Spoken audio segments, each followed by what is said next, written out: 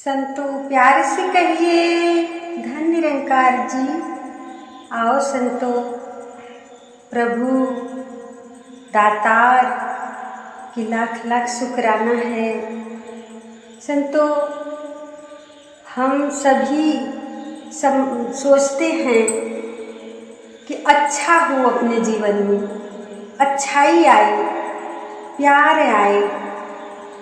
संतो सिर्फ सोचते हैं, पर हम जब करते हैं तभी आता है, तभी आता है। हम सोचते हैं मेरा बेटा पढ़कर अच्छा बन जाए। संतो इसीलिए हम स्कूल में ले जाकर एडमिशन करवाते हैं और पढ़ाते भी हैं घर पर भी, क्योंकि हमें ये सोच है, हमारा ये सोच बनी हुई है कि ये मेरा बच्चा जो है ये अच्छे ढंग का पढ़कर और मानव की श्रेणी में आए, मानव बन जाए। महापुरुष कहते भी हैं सब कुछ बनो मुबारक है, पहले इंसान बनना है, इंसान बनना है। जिसके जीवन में संतो इंसानियत है वो इंसान है, वो माता पिता का भी सेवा कर रहे हैं। संतो एक माँ थी, वो अपने बच्चे को स्कूल में एडमिशन करवा दी। संतो जब वो बच्चा जाता था पढ़ने के लिए, वो बहुत हरकत कर रहा था स्कूल में, और कोई बच्चे को भी पढ़ने नहीं दे रहा था, अपने भी नहीं पढ़ने का उसका ध्यान नहीं बना। संतो बहुत परेशान मास्टर साहब हो गए। संतो बहुत दिक्कत हुई उनको, उसको स्कूल से निकाला गया कि जाओ घर, आप यहाँ बहुत परेशान करते हो, सिर्फ आते हो पढ़ने के लिए घर से, लेकिन पढ़ाई नहीं कर रहे हो। तो संतो वो बच्चा घर पर आया और उससे संदेश मास्टर साहब कहे कि जाकर अपनी माँ को भेज दो। संतो वो जो माँ थी जब गई तो उसको जो मास्टर साहब थे वो उनको एक चिट्ठी लिख के दिया, चिट्ठी लिख के दिया कि ले ये आपके बेटे का पूरा जो पढ़ाई किया साल भर का, साल भर पढ़ा वो बच्चा नहीं पढ़ पाया, तो परीक्षा के समय वो जो माँ को बुलाया गया तो संतो वो चिट्ठी में मास्टर जो पढ़ा रहे थे वो माँ को एक चिट्ठी दिया, और माँ चिट्ठी लेकर घर पर आई तो बेटा ने पूछा, माँ गुरुजी ने क्या कहा? तो माँ बोली कि कुछ नहीं कहा, सिर्फ ये चिट्ठी दिए। तो बच्चा कह रहा है, माँ उसमें क्या लिखा है?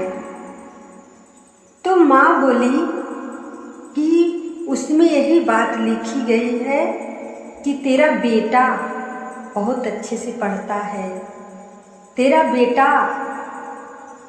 कहीं भी पढ़ेगा वो बहुत कुछ बन सकता है, तेरा बेटा बहुत होनहार है, पढ़ने में लगन लगी है। संतो ऐसे माँ ने उस बेटे को कहा तो उस बेटे को बात लग गई कि मैं तो पढ़ नहीं रहा हूँ, लेकिन गुरुजी ने ऐसा लिखकर हमको, हमारी माँ को दी। संतो वो बेटा फिर लगन से पढ़ने लगा, लगन से अपने पढ़ने लगा। पढ़ते पढ़ते वो बहुत दिन तक जिस क्लास में गया संतो, वो हमेशा अपना नंबर सबसे आगे था, उसका नंबर हमेशा अच्छा नंबर से पास होता था। संतो जब वो कुछ बन गया, कुछ दिना बीता, कई साल बीता, जब वो कुछ बन गया संतो, तो उसका जो जीवन बीतती गई और उसके जीवन में वो माँ भी चली गई।